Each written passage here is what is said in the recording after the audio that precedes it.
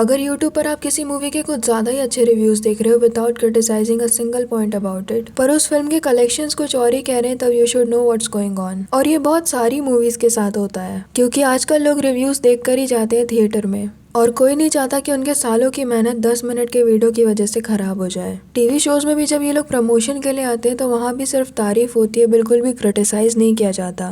But उधर you know कि ये पेड प्रमोशन है। बस यहाँ पर फर्क ये है कि बताया नहीं जाता, आपको पब्लिक का रिएक्शन देखकर समझना होता है कि रियलिटी क्या है। तो आलिया भट्ट की अभी मूवी रिलीज हुई है जिगरा, और उनके फैंस को लगता है कि उनके खिलाफ नेगेटिव कैंपेन चलाया जा रहा है, क्योंकि इस मूवी के ट्रेलर रिलीज होने के बाद से ही आलिया के पुराने इंटरव्यू सर्कुलेट होना शुरू हो चुके हैं, जहां पर वो खुद एक्सेप्ट करें कि किस तरह से उन्होंने दूसरों को जो मूवीज मिलने वाली थी वो खुद ले ली, और अब तो बड़े बड़े नाम भी उनके अगेंस्ट बोल रहे हैं। तो देखो, निगेटिव और पॉजिटिव प्यार दोनों साथ साथ चलता है। जब स्त्री 2 रिलीज हुई थी तब श्रद्धा के बारे में भी बहुत सारे अकाउंट्स बहुत बुरी बुरी चीजें बोल रहे थे, और कुछ अकाउंट्स बहुत अच्छी बातें भी बोल रहे थे।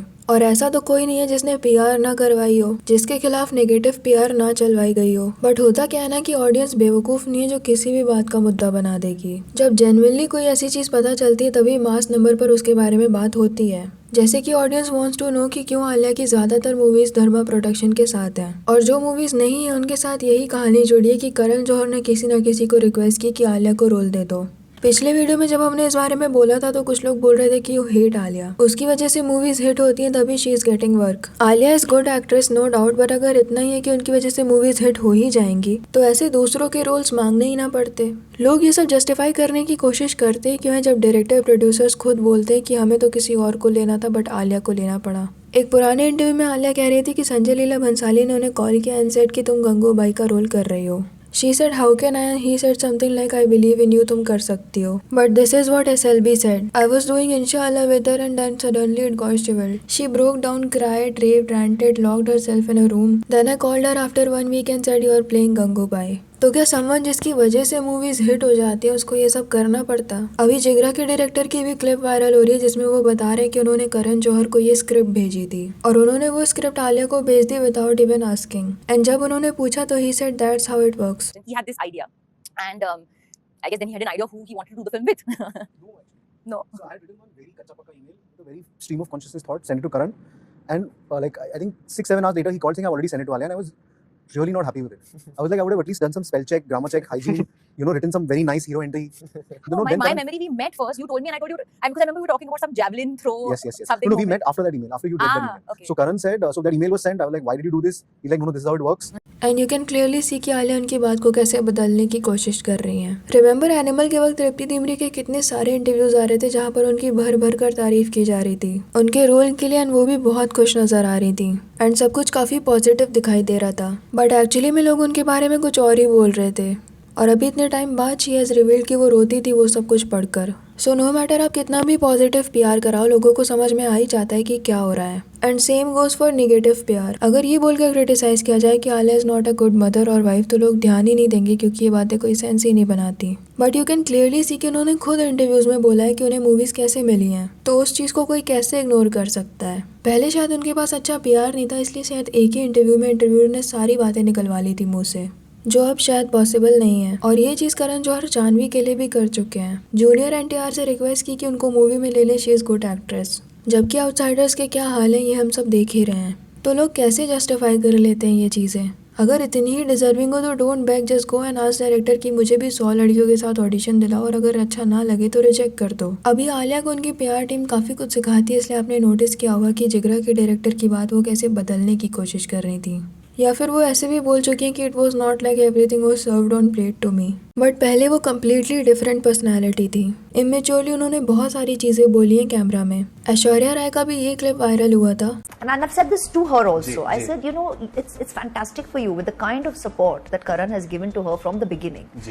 And to have that kind of an establishment with you is very comforting, because you kind of it's not tough in terms of the kind of, you can have it all laid out for the longest time to come. And she smiled, and I told her, I said, it's great for you as an actor ki bhai, there's good work and only good work and only good work up ahead and only good. So even people from industry are saying कि आलिया को बहुत अच्छा support है करण जौहर का from the very beginning, and आगे भी उन्हें काम की टेंशन नहीं होगी, चाहे वो लोग ये चीजें कितनी भी डिसेंटली बोलें।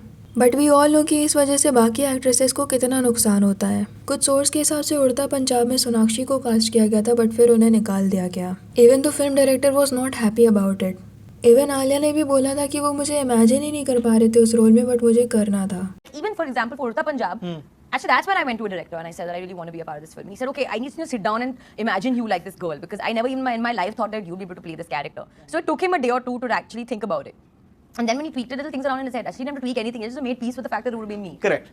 Just And it was start now fine. imagining Yeah. you as that. Yeah. और ऐसा कई बार हुआ है। डियर जिंदगी के director said he wanted someone over 30। Sir, I wanted somebody older initially. I thought the experience and the fact that you already have a opinion about life. SLB का भी अभी बताया कि शी लॉक्ड हरसेल्फ। फिर अभी जिगरा, मतलब आलिया की धर्मा प्रोडक्शन के बाहर ऐसी कोई मूवी ही नहीं है जिसके साथ कोई ऐसी स्टोरी ना जुड़ी हो। ओके, सो नाउ जिगरा की कंट्रोवर्सी के बारे में बात कर लेते हैं, क्योंकि इस बार एलिगेशंस इंडस्ट्री के ही कुछ लोगों ने लगाए हैं। किसी ने स्क्रिप्ट चोरी करने के तो किसी ने टाइम वेस्ट करके काम न देने के। So we all know Divya Khosla, जो कि एक actress and also she is wife of Bhushan Kumar. तो इन्होंने आउट ऑफ नोवेयर जिगरा के लिए एक नेगेटिव स्टोरी पोस्ट कर दी जिसमें लिखा था went to city mall PVR for Jigra show.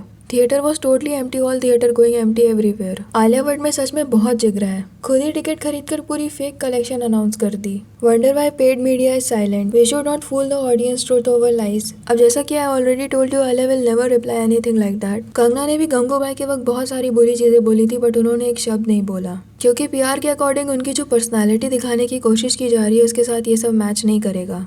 तो इस चीज़ को बिना मेंशन किए करण जौहर ने एक स्टोरी पोस्ट की, silence is the best speech you will ever give to fools. फिर दिव्या की तरफ से ये 2 और स्टोरीज आई, तो उन्होंने यहाँ पर कुछ ऐसा मेंशन किया, stealing what rightfully belongs to others. तो इसको देखकर लोग अंदाजा लगा रहे हैं that she is talking about her movie Savi, जिसकी स्टोरी बिल्कुल सेम है जिगरा से, बस यहाँ पर वो अपने भाई को बचा रही है और वहाँ पर वो अपने हस्बैंड को। और एक्चुअली में ये मूवी फ्रेंच और हॉलीवुड दोनों ही इंडस्ट्री में बन चुकी है। बस कहानी में कहीं हस्बैंड वाइफ को बचा रहा है, कहीं वाइफ हस्बैंड को बचा रही है। और सबसे इंटरेस्टिंग बात यह है कि दिव्या की मूवी सभी के डायरेक्टर मुकेश भट्ट हैं, जो कि आलिया के डैड के सगे भाई है, बट अब वो लोग साथ नहीं हैं। बट मुकेश भट्ट ने इस मूवी के राइट्स खरीदे थे, तो दिव्या को शायद ये प्रॉब्लम है कि उनकी मूवी को उतनी अटेंशन नहीं मिली और वो फ्लॉप हो गई। और आलिया को ऑनलाइन ही सही अटेंशन तो मिल ही जाती है। और मे भी कुछ लोग ये भी कह रहे हैं कि T सीरीज की मूवी विकी विद्या का वो वाला वीडियो भी चल रहा है, इसीलिए ये नेगेटिव PR की गई है। अब किसी चीज में कंगना ना बोले ऐसा कैसे हो सकता है? तो उन्होंने भी लिखा when you destroy women centric movies and make sure they don't work even when you make them. Okay, so ये एक्टर है नॉर्थ ईस्ट के, उन्होंने भी कुछ एलिगेशंस लगाए हैं जिगरा पे। तो हुआ ये था कि 2003 में इनको कास्टिंग टीम ने अप्रोच किया था रोल के लिए, तो उन्होंने अपना ऑडिशन रिकॉर्ड करके भेजा है। उन्होंने कहा कि आपको दिसंबर से शूटिंग पर आना है, लेकिन उन्होंने कभी उन्हें एग्जैक्ट डेट्स नहीं दी और पूरे दिसंबर मंथ तक बुक कर लिया। मतलब उस टाइम तक वो किसी और के साथ काम नहीं कर सकते, ताकि वो किसी भी टाइम उन्हें बुलवा कर शूट करवा सकें। और इन्होंने बोला कि क्योंकि ये मणिपुर से आते हैं तो इन्हें ट्रैवल अरेंजमेंट वगैरह करके देनी पड़ेंगी, बट उन लोगों ने ये भी नहीं किया। और ये कोई बड़ी बात नहीं है, जितने टाइम तक कोई बड़ा एक्टर बुक होता है उतने टाइम तक उसकी सारी ज़रूरतों का ध्यान प्रोडक्शन से ही दिया जाता है, पर यहाँ पर ऐसा नहीं हुआ।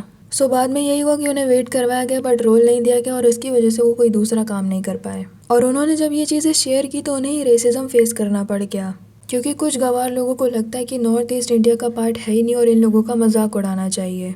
But see, this is how much respect you get as an outsider, this is how they treat struggling actors. तो ये बोलने से पहले कि आलिया की वजह से मूवीज चलती हैं इसीलिए मिलती हैं, थोड़ी सी शर्म कर लेनी चाहिए, क्योंकि ऑडियंस को फेयरली अपनी पसंद चूज करने का मौका ही नहीं मिलता। किसी ने इस चीज़ को सपोर्ट करते हुए दिखाया है कि कैसे जब कोई मूवी अच्छा परफॉर्म करती है तो वो आलिया की हो जाती है, और नहीं होती है तो ब्लेम किसी और पर ही डाल दिया जाता है।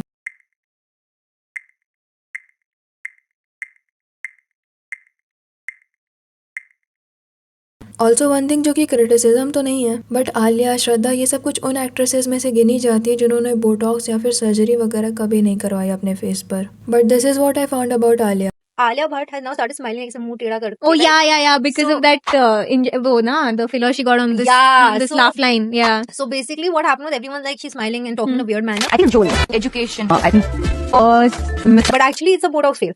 Oh The muscle from one side has got paralyzed. So it'll take a few months or maybe a year or so and then it'll get fixed. Like, oh no. these things are so normalized now. Yeah. Filler and Botox, that it's like celebrities can also have fuck ups, man, and they're the best fuck ups they can have. Imagine like they have access to the best professionals in the Yeah. field. Yeah. Oh man, that is so sad. तो क्या लगता है आपको इस बारे में? Comment section में ज़रूर बताना। वीडियो अच्छी लगी हो तो लाइक करना और ऐसी और वीडियोस के लिए विचार को सब्सक्राइब कर देना।